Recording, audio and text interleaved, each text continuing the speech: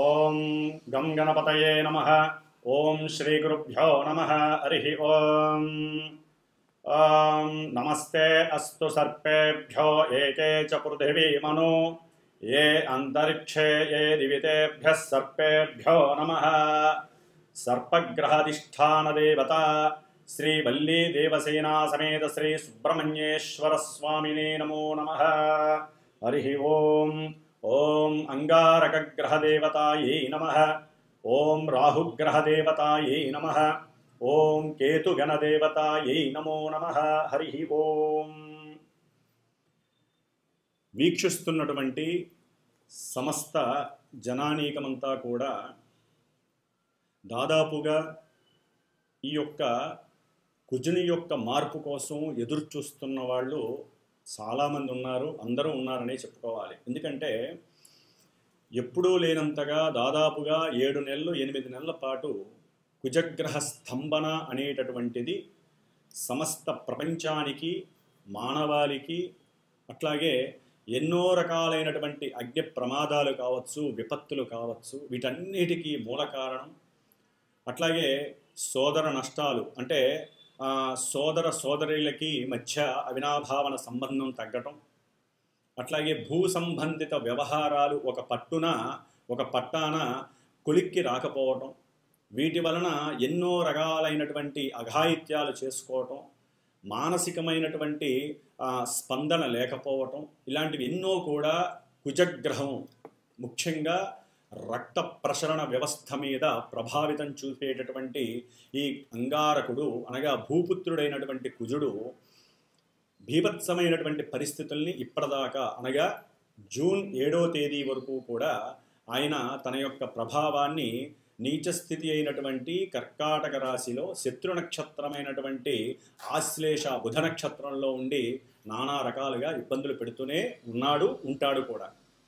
మరి జూన్ 7వ తేదీ నుండి ఈ అంగారకుడు భూపుత్రుడైనటువంటి సమస్త కలహాలకి గొడవలకి కారకుడు, అత్యంత పరాక్రమవంతుడు, అట్లాగే మిలిటరీ వ్యవస్థలో సైన్యాధ్యక్షుడు, మంచి ఉత్సాహంగా ఉల్లాసంగా అలాగే ఉక్రోషంగా ఉగ్ర రూపాన్ని చూపించేటటువంటి ఈ అంగారకుడు అనగా కుజగ్రహం జూన్ 7వ తేదీన మిత్రరాశి అయినటువంటి సింహరాశి, ఇది మేషరాశి నుంచి 5వ స్థానమైనటువంటి సింహరాశిలోకి మిత్రుడైనటువంటి ఆ కుజుడు ప్రవేశించటం, అది కూడా మిత్రుడైనటువంటి మఖా నక్షత్రం, అంటే పితృదేవతలకి అధిష్టానమైనటువంటి ఆ యొక్క మఖా నక్షత్రంలోకి అడుగు పెడుతున్నాడు.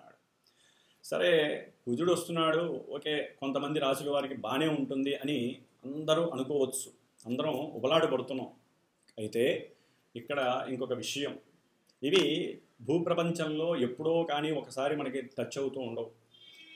ఆల్రెడీ మే 18వ తేదీన, అంటే మే 20వ తేదీ ఆ ప్రాంతాలలో కేతువు కన్యారాశి నుండి ఉత్తర ఫల్గుని నక్షత్రంలో ఉండి 1వ పాదంలోకి సింహరాశిలోకి అడుగు పెట్టేశాడు. కుజుడి కన్నా ముందు వచ్చి తెష్ట వేసి కూర్చున్నాడు ఈ కేతు. కుజవత్ కేతువు అంటే కేతు అనేటటువంటి వాడు ఆల్రెడీ ఉత్తర ఫల్గుని నక్షత్రం సూర్య నక్షత్రంలో ఉండి సూర్య రాశిలో ఉండి సూర్యుడిచ్చే ఫలితాలన్నీ ఆల్రెడీ ఆయన ఇస్తూనే ఉన్నాడు కేతు. కానీ ఇప్పుడు అసలైనటువంటి హీరో, అసలు అమితమైనటువంటి పరాక్రమం, ఉగ్రం అంటే ఎవరయ్యా అంటే ఆయనే, కుజుడే. ఎందుకంటే మనకి ఉన్నటువంటి దశావతారాల్లో ముఖ్యంగా ఈ కుజుడు మనకి నరసింహావతారం, జ్వాలా నరసింహస్వామి అవతారానికి కుజుడు, అట్లాగే రాహువు వరాహ అవతారానికి, కేతువు మత్స్యావతారానికి గ్రహదేవతలు. అంటే శ్రీమన్నారాయణమూర్తి దశావతారాల్లో ఈ 3 గ్రహాలు కూడా చాలా పటిష్టమైనటువంటి, చాలా ఉగ్రహోపేతమైనటువంటి రూపాలని ఆ భగవంతుడు వీరికి గ్రహదేవతలుగా ఇచ్చి ఉన్నాడు, ఆ అధిష్టాన దేవతల్ని. మరి కుజుడు నరసింహస్వామి అవతారానికి ముఖ్యుడు. అందుకనే నరసింహస్వామి ఎంత ఉగ్రహోపేతంగా ఉంటాడో అంతటికన్నా ఈ గ్రహం కదా భూపుత్రుడు, విష్ణువు యొక్క అంశయే. విష్ణువు భూదేవికి పుట్టినటువంటి వాడే కుజుడు.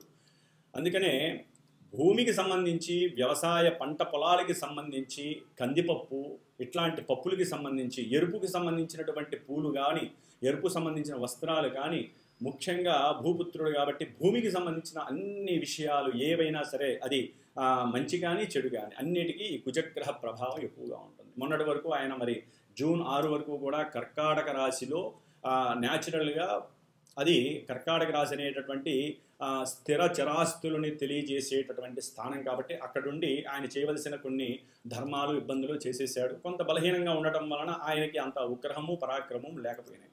అయితే ఇప్పుడు ఈ సింహరాశిలో కుజకేతువుల యొక్క సమ్మిళితమైనటువంటి సంయోగ చర్య ఎదురుకుండా 7వ స్థానంలో ఉన్నటువంటి రాహువు, ఆయన సామాన్యుడు కాదు.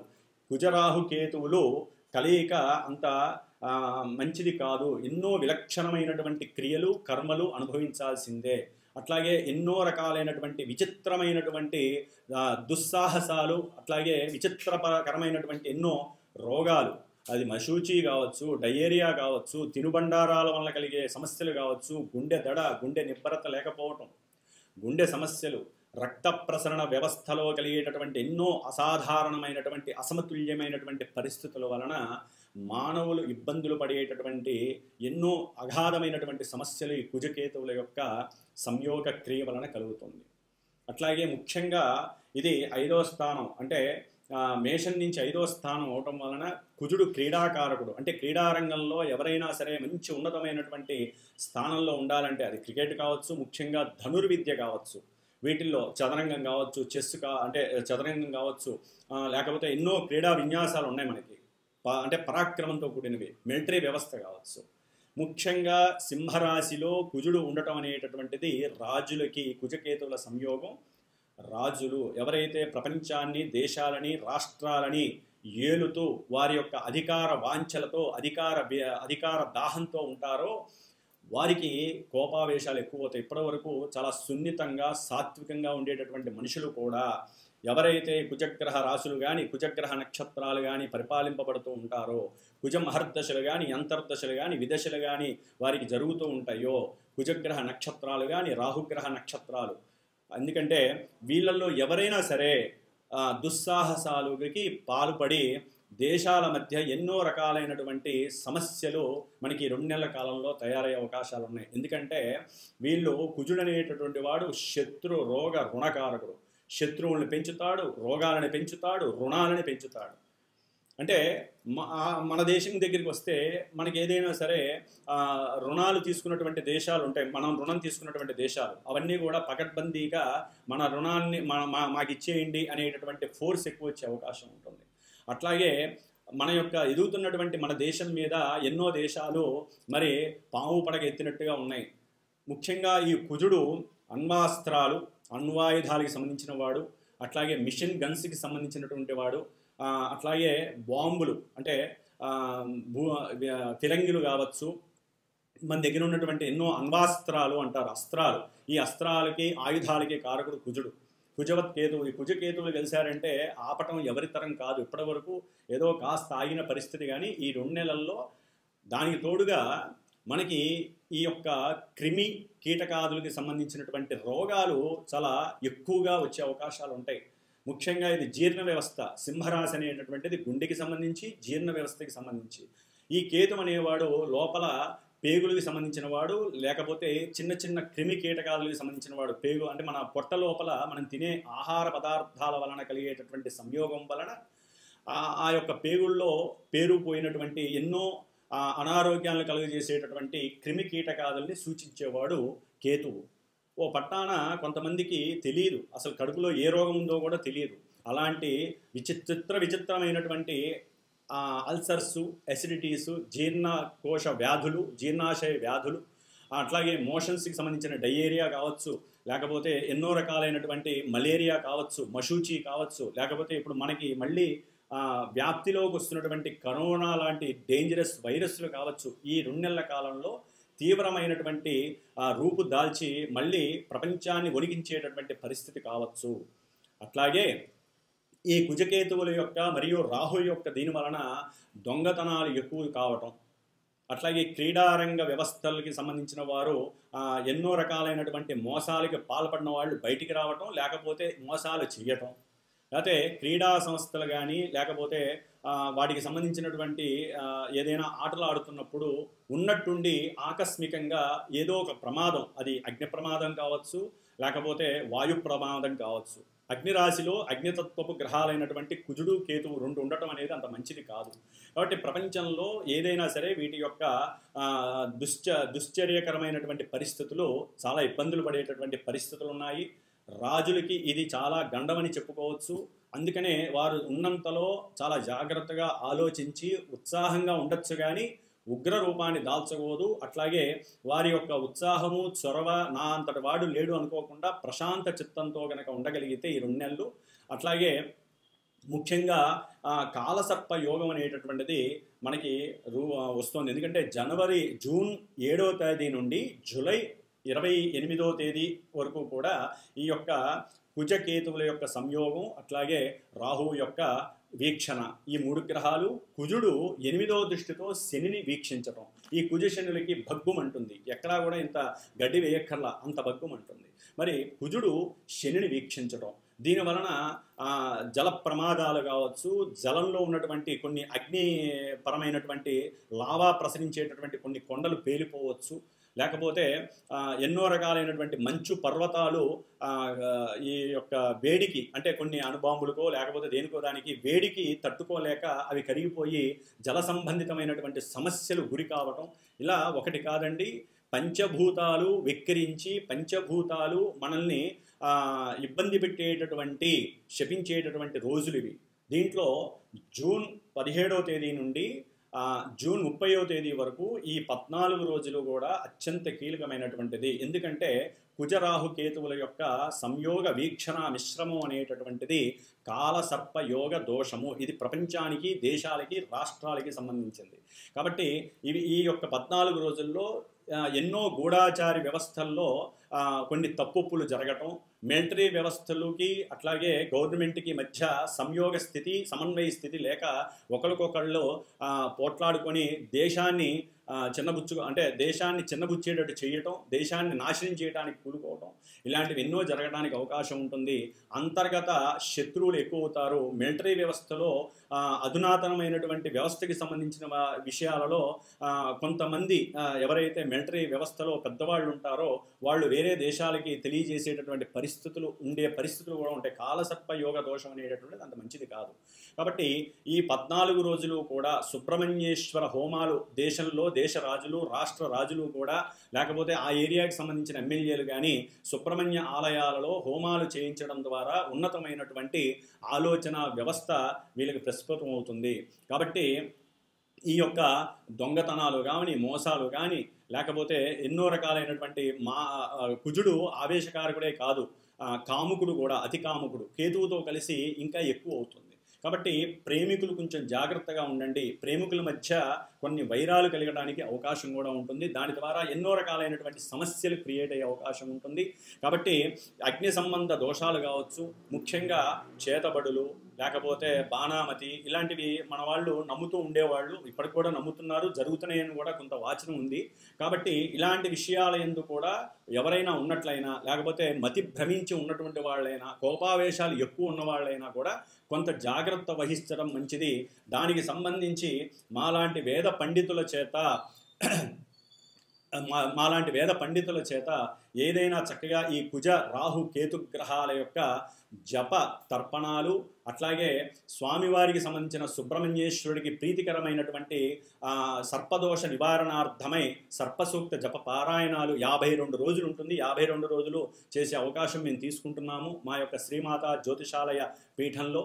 కాబట్టి ఈ విధంగా చేస్తూ చివరి రోజున ఆదివారం మఖానక్షత్రం అవటం వలన చక్కగా ఆ రోజున సుబ్రహ్మణ్య పాశుపత హోమము, నవగ్రహ హోమము జరుగుతుంది.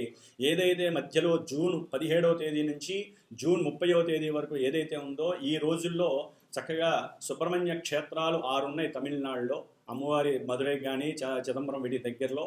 కాబట్టి తిరుత్తని, అట్లాగే పళని, స్వామిమలై, ఇట్లా తిరుచెందూరు ఇలాంటి క్షేత్రాలకి వెళ్ళి ఎవరైతే ఈ నక్షత్రాలు వాళ్ళు ఉంటారో, అట్లాగే మేషరాశి, వృశ్చిక రాశి, సింహరాశి, కర్కాటక రాశి, కన్యారాశి, అట్లాగే వృశ్చిక రాశి, ముఖ్యంగా మకర రాశి, కుంభరాశి, ఆ తర్వాత మేషరాశి, వృషభ రాశి, ఈ రాశుల వాళ్ళు కావచ్చు.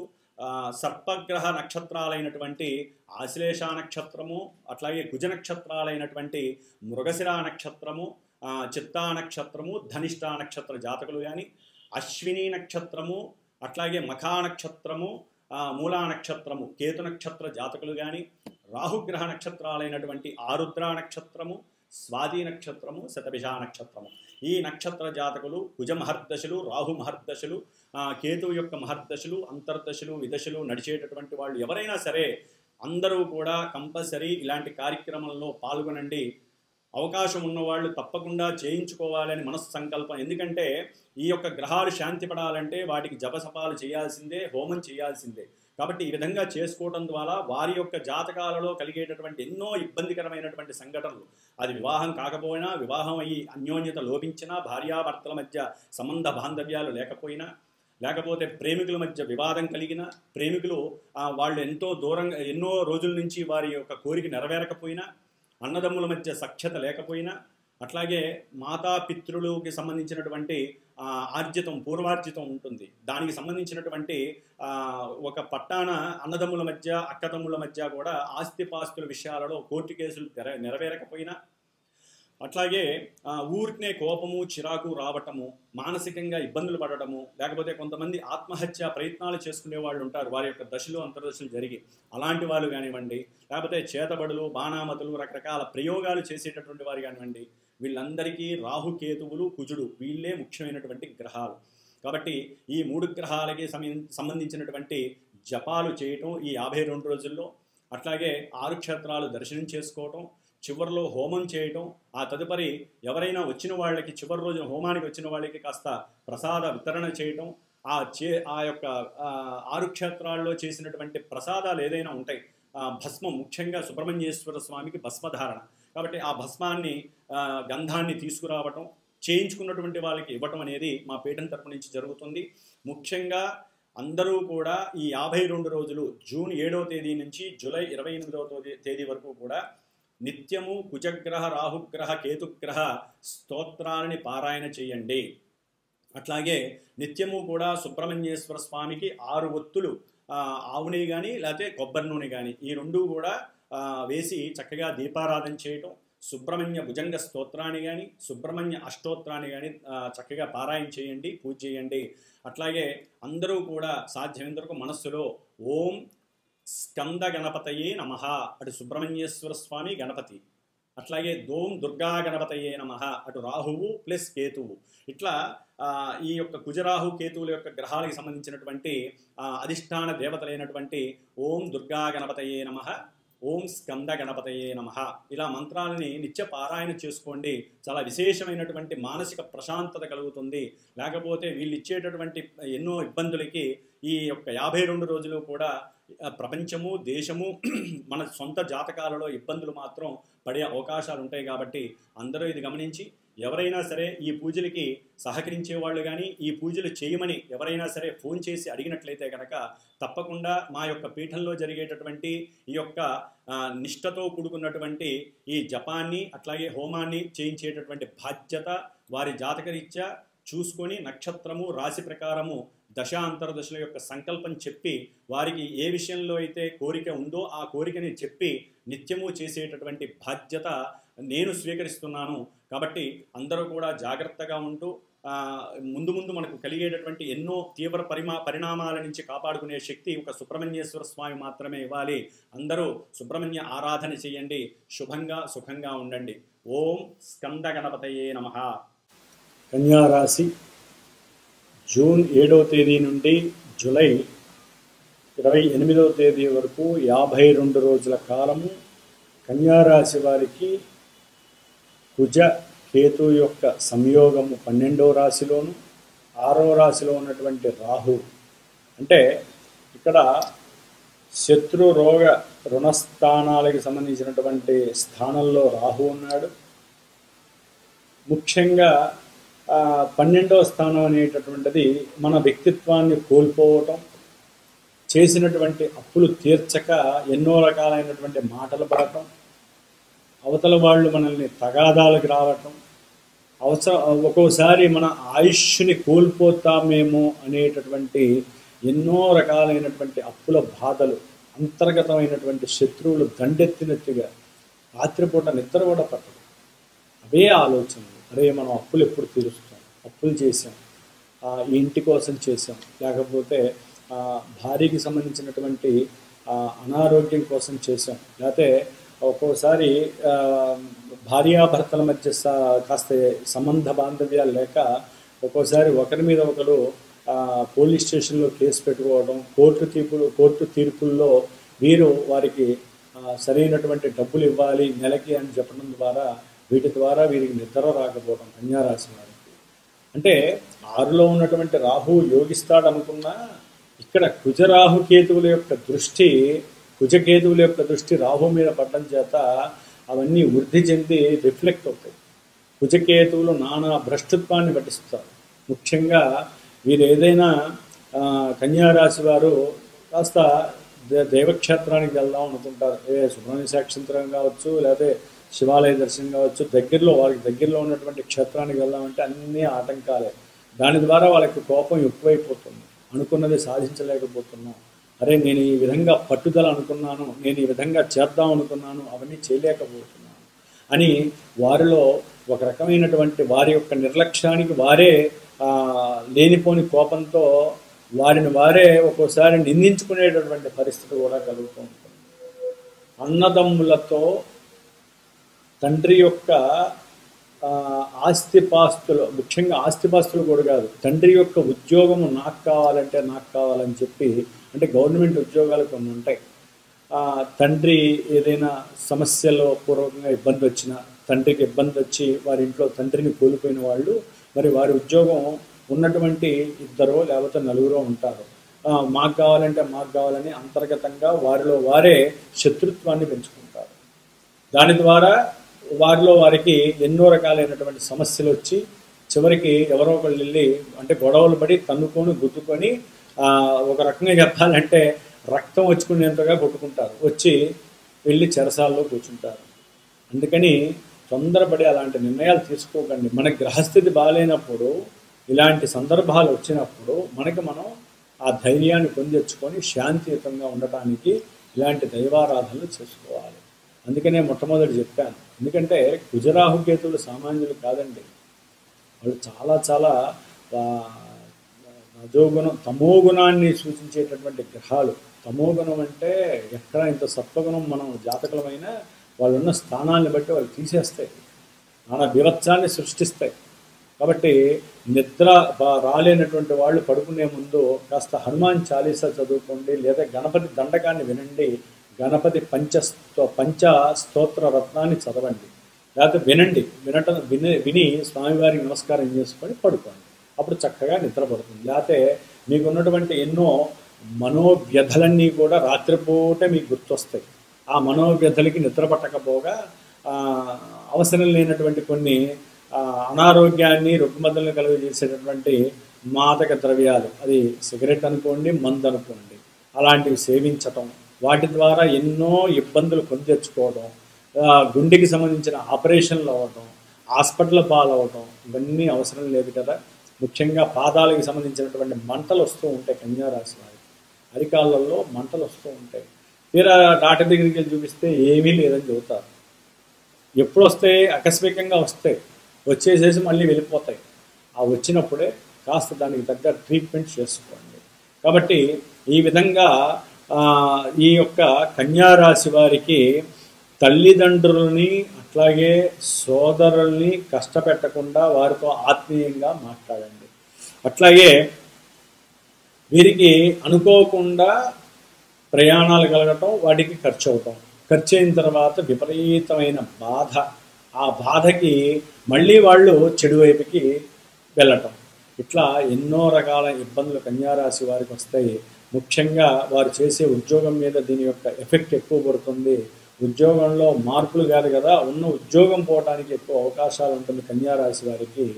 కాబట్టి కన్యారాశి వారు కొంత జాగ్రత్త వహించడం మంచిది. అకస్మాత్తుగా వచ్చేటటువంటి అప్పులు చేసేటటువంటి పరిస్థితి వీరికి కలుగుతుంది. తండ్రి యొక్క ఆరోగ్యరీత్యా కావచ్చు, లేకపోతే తండ్రి యొక్క తల్లిగారికి ఏదైనా ఇబ్బందులు వచ్చినా మీరే ఖర్చు పెట్టే పరిస్థితి కావచ్చు.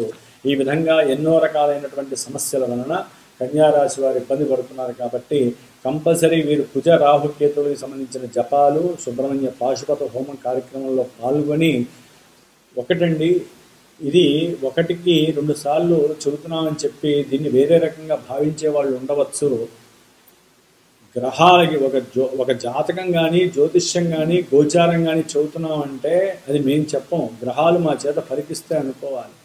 చేసుకోకపోవటం తమరి ధర్మం. చేసుకోవడం ద్వారా శాంతి కలుగుతుంది, కాస్త ఉపశమనం కలుగుతుంది. మనం కర్మ చేసుకోవచ్చినవన్నీ ఇప్పుడు అనుభవిస్తూ ఉంటాం. మరి ఈ జన్మలో కర్మ చేసుకుని సంపాదించుకున్న సొమ్ముని మనం అటు దేవతలకు కానీ, ఇటు హోమాలకు కానీ, ఇటు బ్రాహ్మణులకు కానీ ఏదో రకంగా కొంత మన కర్మ పరిత్యాజం అంటే చేసుకున్నటువంటి దుష్కర్మల్ని పోగొట్టుకోవడానికి కొంత మనం సంపాదించిన సొమ్ముని ఈ విధంగా దాన ధర్మాదులుగా ఖర్చు పెట్టడం ద్వారా మాత్రమే కర్మని పోగొట్టుకుంటాం. కాబట్టి పూజలు పునస్కారాలు ఈ విధంగా చేసుకుంటూ ఉండాలి. ముఖ్యంగా సుబ్రహ్మణ్య ఆరాధన చేయండి, సుబ్రహ్మణ్య క్షేత్రాలు దర్శిస్తూ ఉంటుంది. నిత్యము పాలతో స్వామివారికి లేకపోతే వడపప్పు పానకం నైవేద్యం పెట్టండి, అది స్వీకరించండి. నిత్యము కూడా గణపతికి కాస్తంత గరిక తీసుకుని వెళ్ళి మీ మనసులో ఉన్నటువంటి కోరికని నెరవేర్చమని, మనోవ్యధలు తీర్చేయమని, మనోవ్యధలు ఏమన్నా ఉంటే తొలగించమని చెప్పుకొని, అట్లాగే కొంతమంది ప్రయాణానికి సంబంధించినటువంటి ఉద్యోగాలు చేస్తూ ఉంటారు. వారు కొంచెం జాగ్రత్తగా ఉండండి. కన్యారాశి వారు ఏజెన్సీస్ విషయంలో కూడా కొన్ని అసమతుల్యతలు కలగడానికి అవకాశం ఉంటుంది. భాగస్వామ్యం, పెట్టుబడి పెట్టిన భాగస్వామి విషయంలో కూడా కొన్ని అంతర్గతంగా అప్పటికప్పుడు గొడవలు అయిపోతాయి, వాగ్వాదాలు జరుగుతాయి. వాటి కన్యారాశి వారు ఇవన్నీ కూడా తొలగటానికి, ముఖ్యంగా భార్యాభర్తలు మధ్య ఎడబాటు లేకుండా ఉండటానికి సుబ్రహ్మణ్య స్వామి ఆరాధన చేసుకోండి. చక్కటి జీవితాన్ని అనుభవించడానికి 2 నెలల కాలాన్ని సుబ్రహ్మణ్య స్వామికి కేటాయించండి. ఓం దుర్గా గణపతయే నమో నమః.